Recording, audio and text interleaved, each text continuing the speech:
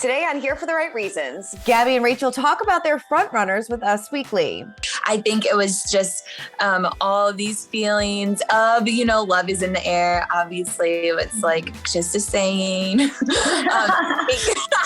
I take saying I'm in love very seriously. Plus, Viall and Ben Higgins reveal why they are not fans of this new season of The Bachelorette. I think it's only fair or right to see that dynamic with a couple of men and see how they handle that challenge. Tyler Cameron is a single man. Michelle Young is happier than ever. Jacqueline Trumbull calls off her wedding. And JP Rosenbaum is not friends with his ex. Plus, we recap the latest in Gabby and Rachel's journey to find love. We've got that plus so much more on today's Here for the Right Reasons. Hey guys, Christina Garibaldi here with Us Weekly Deputy Editor Sarah Hara. And Sarah, I can't believe we're just a couple weeks away from hometowns. I mean, when she said that this week, when Rachel dropped that bomb on us, I was so shocked. I was like, oh my God, we're almost done with this show? But I mean, I guess if you look at it, by the end of this episode, we were down to 5 guys for Rachel and 6 for Gabby. Right. So it's kind of interesting how this is going to play out. I don't know. I feel like it's been so formulaic with rose ceremonies at the end and we're cutting people. And it's like, how many episodes do we have left? Can't be many. Can't be many. And I feel like people are just still popping up that I've never seen before. So there was some people sent home today that I was like, well, I don't know your name. So I guess that makes sense. Like now I think I got them all, but some of the ones waiting for roses, I was like, wait a minute, what? Never seen you. Never seen you ever. Well, we have a lot of news to get to before we recap the show, but of course we want to check in to see what you guys had to say about last week. So Sarah, kick us off. Amar has some opinions about Rachel. He says that Rachel is way too emotional.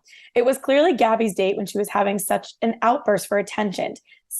Seemed like a red flag for me. Rachel always looks like she is just done crying, puffy eyes. She needs to work on that so she can become stronger in a relationship. Best wishes to them.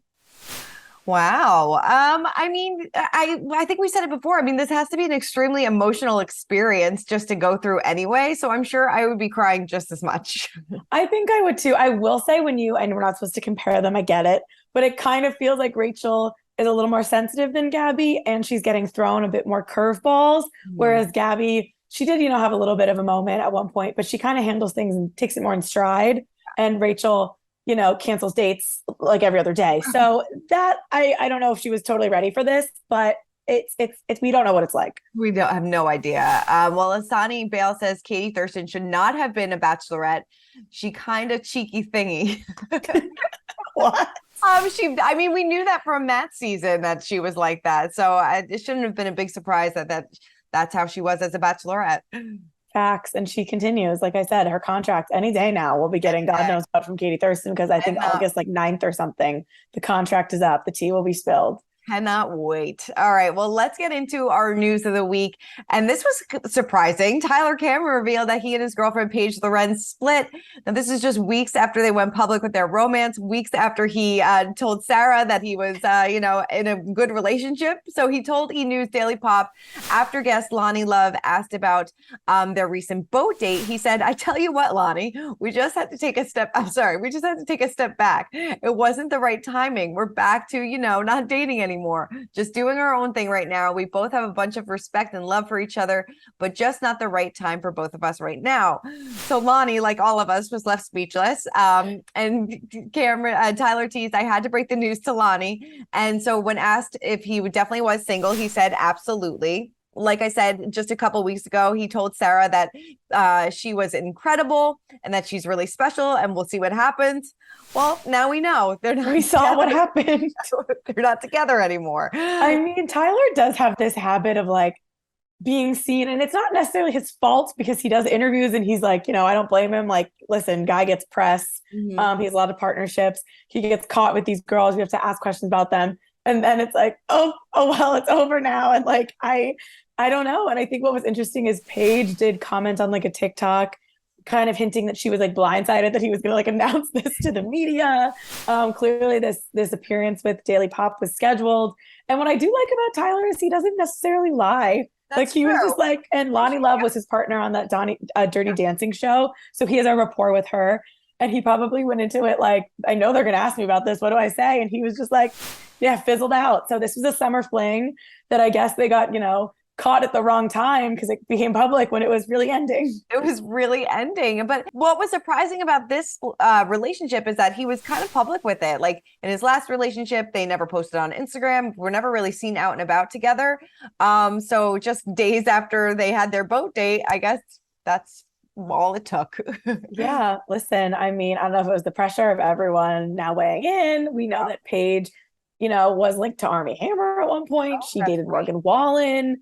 So she's no stranger to maybe kind of being in thrown into this. Yeah. I don't know. It's definitely a weird one, but God bless them.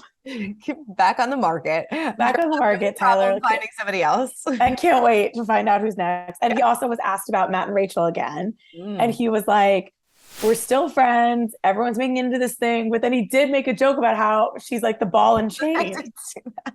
So like he's like feeding into it, even though he's trying to insist that everything's fine. So we know there's something there. I can't wait for Matt and Rachel to finally be asked about it. Like that's just such an interesting dynamic. I'm more interested in that than whoever, that whatever happened with Paige and Tyler.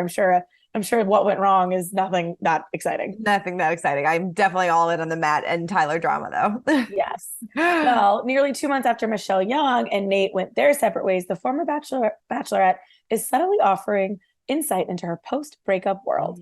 She posted on Instagram and she simply wrote, quote, happier.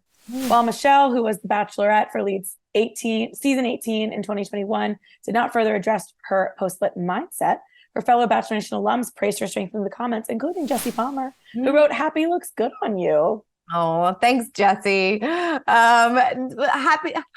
for Michelle. Good for her. I mean, who is happier? And, maybe a little subtle dig to Nate, which I appreciate. And their episode of Family Feud aired this week that they taped a long time ago, and Nate and Michelle were both on it. And I didn't get to see the whole thing, but this clip that keeps going around is the question that like Steve Harvey's asking, like we surveyed America, what's something that or like where do you find a good man or something, or what would a woman say when asked where to find a good man? And Michelle's answer was like, they don't exist. Oh my God. And they like panned to Nate, was like, whoa, like it was like this big thing. It's like that aged kind of well. I guess maybe she saw what was coming. Yeah. Well, good to see her in a better headspace. Totally. This is a crazy story. So Jacqueline Trumbull, she opened up about what made her cancel her wedding to Paul Selly. She told us, I realized we had irresolvable incompatibilities. I love him and want him to find happiness with someone who is more right for him. Much of our relationship was wonderful, and I will always be rooting for him from the sidelines. So she took to social media to announce why she didn't walk down the aisle. She said, a deep thank you to all my wonderful friends and family, and even my advisor for coming out to Portugal, even though I chose to not get married and end my relationship. Almost all my wedding guests came out and showered me with love and support. It was an incredibly moving week. I'll never forget the kindness of my friends during such a difficult time. She said, it was also beautiful to see all these people I'd known separately fall in love with each other. I have the most brilliant, funny, thoughtful friends and family who made what could have been a terrible memory into one of love and joy. Now, of course, she previously competed in an Ari season back in 2018. She and her ex-fiance dated for 2 years. And yeah, like it seems like she called off the wedding pretty close to the wedding date. I believe it was like 4 days before. So we were supposed to have her wedding exclusive, which was why we were like, yo, what happened to the wedding? And I interviewed Jacqueline last fall. She recapped an episode with me, and she's really good friends with Kendall. So it was a lot of stuff about that. But I remember they weren't like officially engaged yet, but like she had asked him and then was waiting for like him to kind of officially propose with like the ring.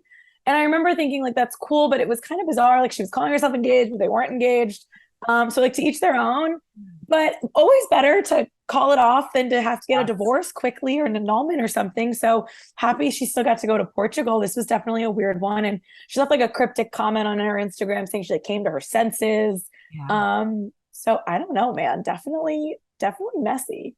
I wonder if like his side of the family went to the fake wedding, like how that worked out. Because that'd be kind of weird. Was already in Portugal or at least on their way.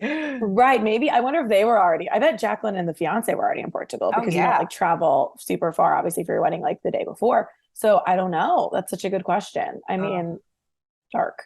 Messy. Well, speaking of mess, A couple who has been pretty civil, and it's not like they're not anymore, but dropping a little bit of bombs on us. JP and Ashley continue to navigate their life post-divorce, and the former Bachelorette couple's relationship appears to be kind of changing. So the pair who met on season 8 of The Bachelor spinoff and wed in 2012 announced their separation in October of 2020. They finalized their divorce a year later, and they share their custody of their 2 kids, 50-50, Ford and Essex.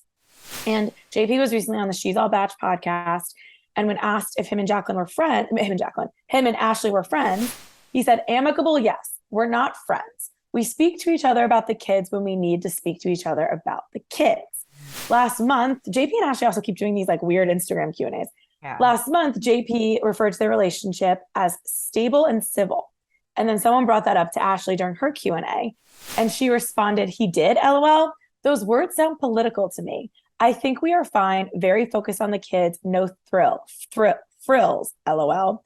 When another fan called JP so sweet, Ashley wrote, I'm not saying this to comment on anyone's sweetness, LOL, but I always find these messages interesting because unless you know someone in person, how do you know that they're sweet? Honestly, most of the people I love from The Bachelors and Bachelorettes are not super beloved on social media. It's really interesting to me how different people can come across on person and in social media. Yikes. That's like, listen, tell me what you really think without telling me what you really think. Like, that's kind of a bizarre thing to put out there. We've seen Ashley and JP post, like, they are always together for their kids' birthdays. Mm-hmm. They are 50-50. She has a new boyfriend. And I did go back and see when they were initially like breaking up, she kind of spoke about how, like, if she ever dated someone again, like they would meet JP before they met the kids. And then when I interviewed JP, and I want to say April, he told me he hadn't met Ashley's boyfriend and like didn't really seem to care about it. And then we knew that he had met the kids. So there's definitely like an interesting dynamic there. And it's kind of just funny that they're giving us anything because they're not saying a lot. And I get why like there's young kids involved, but why say anything? But like also I need to know everything. Like I know. It's like stop dropping these little nuggets. I need to know everything now. But yeah, it doesn't seem like they're in the best place. But at least like, you know, they're putting the kids first. And I guess co-parenting is just the priority. But not having family dinners, it doesn't seem. No, not friends. All right, well, let's get into our Bachelor talk. And I caught up with Bachelor Nation's Viall and Ben Higgins, who revealed they aren't really into this latest season of The Bachelorette. Take a look. Obviously, I have to get your take on The Bachelorette. You know, this season, 2 Bachelorettes for the first time. Do you feel like this format is working for the two of you? Do you like this? And do you think that this should be something that we do going forward? Nick? I'll go. Yeah, I'm not a huge fan of it. Like, listen, I think it's been fun to see something different because, yeah, obviously we're talking about a show that's been around for a very long time, and part of their success has been kind of staying on format, and so it's nice to see something different. That said, I think, you know, the first couple episodes, it seemed like no one knew what was going on. Not the Bachelorettes, not the men, and certainly not the audience. And so it felt like we're just kind of waiting for a couple episodes for something to happen. And then when it did happen, unfortunately, it seems like the vast majority of the drama that we are receiving is coming from both Rachel and Gabby and to no fault of like not. It's like that it's being forced upon them, right? Because you know, we were all told, you know, they're not going to be pitted against each other, and I don't know if it's necessarily happening by design, but I think this format lends to that happening because you have a show where, you know, regardless if it's the Bachelor or the Bachelorette, you have a lead, right? And that lead is, you know, well, they're the lead, right? They're told that, you know, people are going to come in and want to, you know, date them and they get to decide who they're falling in love with. And then when that doesn't happen and someone is switching sides, it can really mess with their psyche. And I think it's obviously becoming a different show. I hope for Rachel and Gabby that we see them both not let this rejection get in their head and focus on what seems to be some really nice connections that there seem to be starting to develop, whether it's Rachel and Tino or Gabby and Jason. But I hope that they no longer let it get to them. But, you know, rejection can be tough. But yeah, I think unfortunately It's not going the way I think a lot of fans hoped as it relates to the women being pitted against one another. Yeah. Ben, I mean, if you were in this situation with another lead, do you think that like you would mentally be able to handle this constant rejection? Because like you said, Nick, it seems like this is really going to get to them eventually, as it would, I think, anybody. No, I don't. I mean, I think one of the good things about being the Bachelor or being the Bachelorette is you kind of create the environment that is best for you, or that you feel like is going to be healthiest for you and the group involved. And I think it'd be hard. I mean, there is just a competition. I don't care if it was my best friend. I mean, this was all cool with me until really last week when they had their first one-on-ones, and then both of them walked into a restaurant and they kind of like split up, and it was like, this is just awkward. Like, it just feels uncomfortable. It feels like something I don't want to do. It's already weird enough the way it is. You know, when we interviewed Gabby and Rachel, they and I mean, I have to give them credit, because they were telling us that, like, they talked about who they kissed and how the kiss was and who they're into and who they're not into. Like, that's not me. Like, I don't know. Maybe, you know, I'm very jealous. Maybe I'm envious. Like, you could say all the things to associate it, and that they would probably be true, but it would just be uncomfortable all the time. And I would feel like at some point, my confidence that is necessary when you're trying to figure this whole thing out would break. And then I think if it wasn't Gabby and Rachel, I think they would have a really hard problem on their hands. I don't know if they will, because I think the two of them are doing it really well, as the best they can. But if it was me sharing this stage with Nick, like, I feel like I'd be competing against Nick more than I would be trying to figure out if this was going to work or not, which feels really hard. Nick does go on to say that he feels that now that we had two bachelorettes, we need to have two bachelors. Do you agree with that?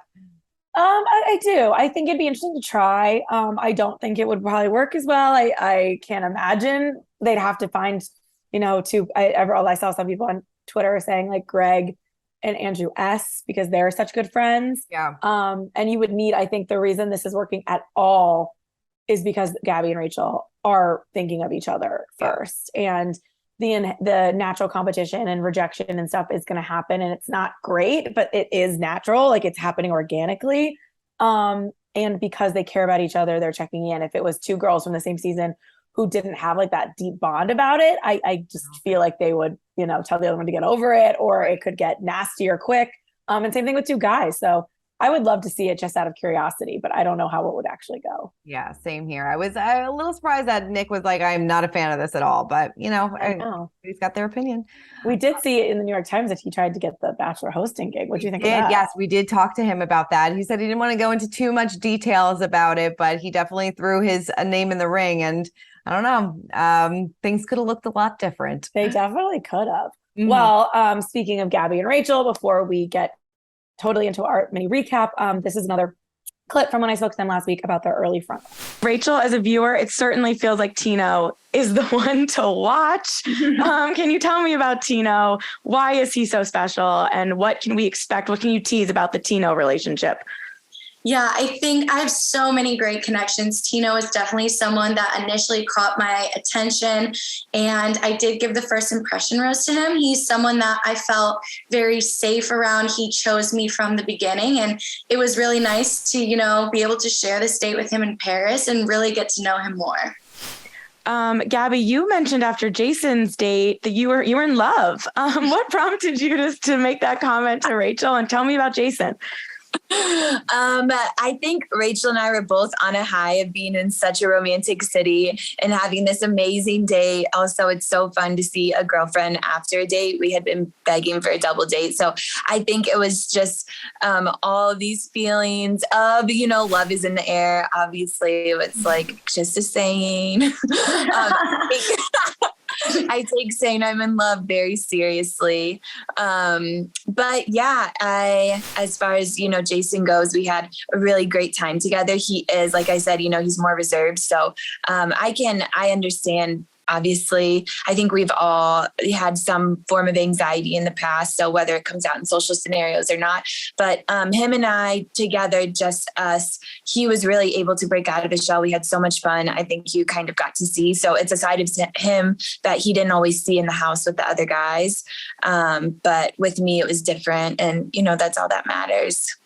Was there something that viewers maybe didn't see from the group date that maybe caused you to have a bit of a reaction and have to talk to the guys about not giving you the attention you maybe thought you deserved? Yeah, I mean, I think what people don't necessarily see is this is really just a small highlight reel of an actual event. Me and Gabby were there both having a great time. She went on with her group date, had a great night. And this was kind of just a feeling that I felt in the privacy of my own room. I feel like I'm really in touch with my emotions. And I was a little bit upset because as well as it being Gabby's season, it's mine as well. And I did want to feel chosen by my guys. And I didn't necessarily feel like anyone was making that much of an effort. So, I mean, of course, you can look at it from a million different viewpoints, but in the moment, that's what I felt. And they really did step it up after that. So I'm really happy that we had the conversation. Gabby, for you, did it feel like that having, Rachel's guys there or Rachel there take away from it, or does it add to it for you? On a group date? No, not at all. Yeah, I think it added to it. I was really excited that Rachel got to be by me, and kind of, it's still pretty early on in the process of navigating, sussing out your feelings for each guy and stuff, and having Rachel there helping with that. And I think anyone in Rachel's position would have felt the same way. We're always kind of on high alert in these really sensitive situations. Also, everyone has seen both of us. I had a really, really tough week last week. So it's not even like, I don't know. It's okay to feel those things. I think people are like, oh, we don't want to see him cry and this and that, which I appreciate, but love is rough and it's hard. And this is honestly just normal, and how it goes to fall in love is sometimes you have some heartbreak. So it's not like as deep, I feel like, as everyone is making it out to be. Like, we have low moments, but we also have high ones, and we're entitled to the way that we feel. Do you still feel like Tino and Jason are the front runners for you? Definitely Tino. I mean, this episode solidified for me even more that Rachel and Tino should just sail off into the sunset, even though that teaser might be messing with us. We got to get to that. For Gabby, I'm still kind of conflicted. I definitely think her and Nate are going to implode because she doesn't want to be a stepmom right away, which is going to be sad, but kind of expected. And I think it's a toss up between Eric and Jason. Yes, I agree with you. And then Johnny, who I never knew existed before this week. Yeah, let's talk about it. He was not really giving me great vibes, and I didn't like his turtleneck at the cocktail party. And I just felt like, I didn't know that you were in the running here. Sorry. I had no idea, but it was good to see him. I'm sure he'll be around for another week or so, and then he'll be on his way. Let's start with the Logan of it all. He flip-flopped. Are you as mad about this as we thought we were going to be? Because I'm not. I don't know why. It doesn't. You know what? I think that Logan, that up until this point, and again in this teaser, we see Jesse Palmer kicking him out. Right. So maybe he's going to be exposed. Yeah. But as of what we've seen right now, I don't think it's necessarily his fault. Yeah. Mm-hmm. I do think it's strange. And I guess him and Gabby do have some sort of connection because they pretty much wasted no time picking up where they left off. He had several moments alone with her. They were making out. He got the rose. Does Rachel have a point to be how many roses were you going to accept before you brought this up? Absolutely. Mm-hmm. Does he have a point to be should I rock the boat? This girl keeps getting things the rub ripped out from under her. When do I say it? He kind of tried to say it last week and got the show didn't give him his chance before last rose ceremony. So I don't know if I blame him. I think he's handling it kind of well. Yeah. So it's hard to be that mad at him.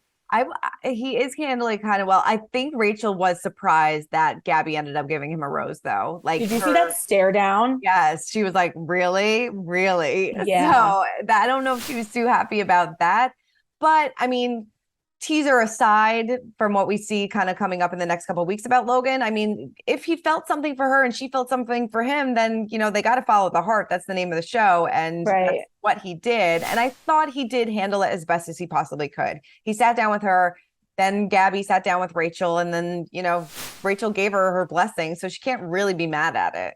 Yeah, and listen, like the way I think it showed a lot also because there's so much conversation of whether they're being pit against each other, this and this. And the two of them have insisted that they didn't feel that way, which is important to note. And also, Gabby's initial reaction was, I have to go talk to Rachel. Yeah. It wasn't like, oh, you picked me, like he.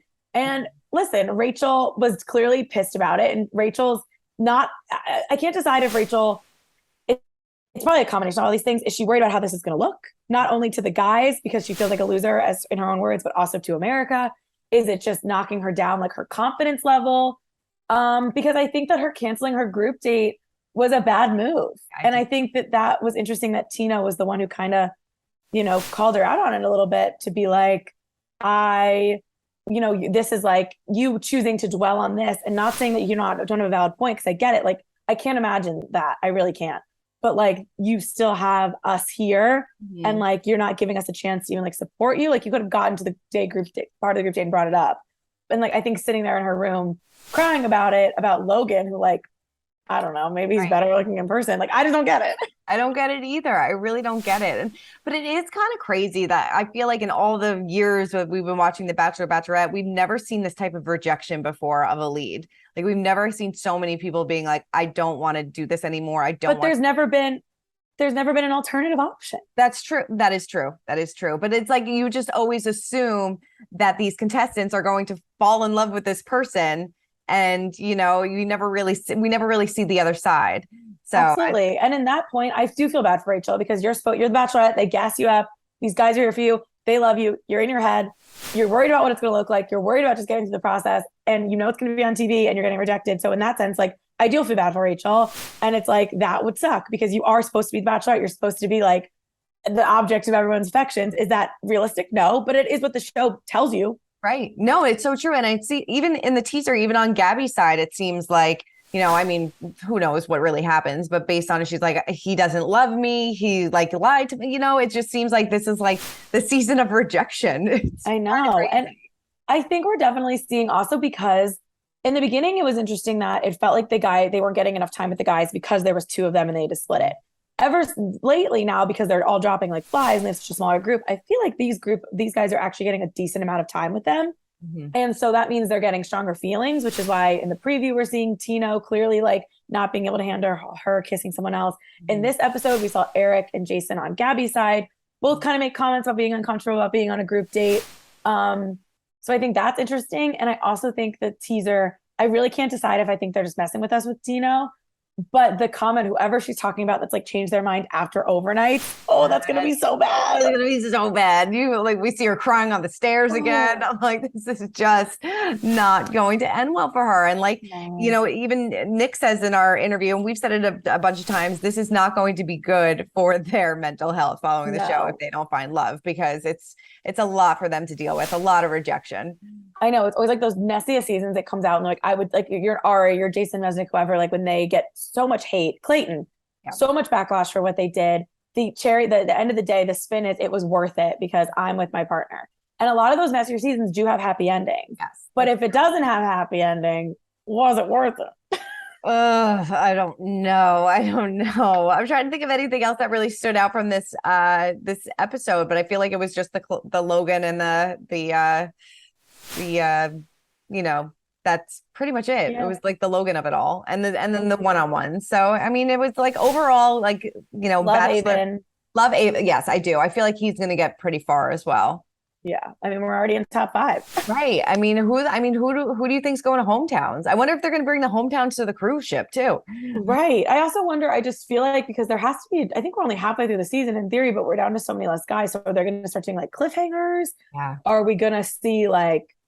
I don't know. It's kind of confusing to me because in theory, hometowns would be like they are like the week after next if they bring all 4, maybe because there's so many that will have to be like a 2-part episode. Like Gabby will get a hometown date week and Rachel will get a hometown date week. Yeah. Because that's a lot to see. You can't meet 8 families in 2 hours. Right. So maybe that's how they'll break it up. But I definitely think, I mean, for Rachel, Ethan feels like the outlier, although she's making out with him in the preview. I don't know. Right. If I had to guess, I would think Tyler, Zach, Tino, and maybe not because I don't know the last one's name. I don't know either. Oh, Aven. Yes. Those 4 seem to be the stronger connections for her. And then with Gabby, she still has 6. Eric, Jason, Nate. Well, I don't know. Maybe she'll not go on a hometown with Nate because she doesn't want to like bring his daughter in there. That's true. Yeah. Sure. I don't know. It's gonna get messy. It's gonna get good. I always like right before hometowns, right after hometowns, the final legs of the season, and it always like is a little bit more exciting to me. But this has been good so far. It really has. I like the like we said before, the show moves now that we're just down to like two. Now that we have two leads, I do enjoy that. But I think I totally agree. Yeah. All right, well, let's check in on Bachelor Nation to see who caught our attention on social media. We mentioned Clayton before, and he and Susie are still going strong, and he showed off a handwritten note that Susie sent him. I think this was during the season, right? No, I think it was just like she left to go away for the weekend. Oh, okay. So she left to go away for a weekend, and it was really cute. She wrote, "Clayboy, I love you so much, and I felt truly sad this morning knowing we won't have time to cuddle or play the next couple of days. I hope you know how much you mean to me and how much you've truly impacted my life in a positive way. Thank you for fighting for us. Thank you for always evolving to help me feel loved. Thank you for always loving me, even though I'm weird AF, boy." I really do like their love. It's really cute. Totally agree. Like they work. Whatever it is, it might not make sense to some of us, but it works for them. I think they're so freaking cute. I love it. I love it so much. I'm obsessed with your choice. Okay, listen. Happy for Maddie Pruitt. I really am. Her and her fiance did an Amazon Live because that's like what people do now after they get engaged. You know, your Madison LaCroix, Ashley, and Jared announced their son's name on Amazon Live. Get that money. But some of the clips that are going around include her kind of talking about their first date and like the same thing she referenced in their like announcement they were dating, their launch, about like, does he have this swag where we can turn on some Justin Bieber and Drake and just jam? And he's like, yeah, I got it. And they're like kind of talking about like their swagger. And they're talking about whether she's going to change her name. And she's like, well, people know me as Maddie Prue. And then her fiance is like, Maddie Trizzy Trout is what they're going to call you now. And like, you guys, it works for them. It's just like a lot to watch. It's a lot to watch. Seriously, here, like take a listen to what they had to say. Take a listen. A name on it. I know. And for so long, I've just been Maddie Prue. Everyone, calls me Maddie Prue. And so I think I'll still have that as a part of my name. But Maddie Trizzy Trout now. Oh my gosh, I'm blown away. But then there's this part of me that was like, okay, but does he have like this swag? Like, does he have, she don't know. Does he have this like, I don't know, like, is there another side of him where we can just like turn on some Justin Bieber, some Drake, like, and just chill and vibe? And so we get in the car and he opens my door and he's like, do you mind if we just like drive around downtown and I just turn on some Drake? And I was like, huh. I was like, do you? Lost it. I was like, do you want to get married right now? I mean, I was just dated, 8 months? Eight months before you proposed. Yeah. And some people think that's short, but honestly, when you know. Yeah. And we are also, something that we have made a commitment to do is to pursue purity and to wait until marriage. And so because of that, we're like, well, we're not trying to like have a super long dating Let's wrap this up. Let's wrap this up, man. How quickly can we? Yeah, the comments are so funny. I know. It's a lot. And like, listen, they're open about the fact also, like, they know they were dated for 8 months. It's fast. They were literally like, we are pure. We have no time to waste. And I'm like, salute them for at least admitting it. You know what I mean? It's ridiculous. I love it so much. Well, that is it for this week's episode of Here for the Right Reasons. Sarah, you have a very fun guest this week on the podcast, right? Yes, Caitlin Bristow herself, the original double Bachelorette. She's had a lot of opinions on the season. I'm so excited to recap with her, deep dive into her thoughts and get an update on, her and Jason and all that. So Caitlin is on the podcast this week. Love it. Can't wait to hear. All right. Well, that's it for this week's episode. Keep commenting, keep subscribing, and we'll see you guys next week. Bye. Bye. Hey everyone, I'm Christina Garibaldi, the host of Us Weekly Celebrity Coverage. Don't forget to hit subscribe for the latest celebrity news, tips, and video. And for much more content, make sure you head on over to usmagazine.com, the official home of Us Weekly magazine.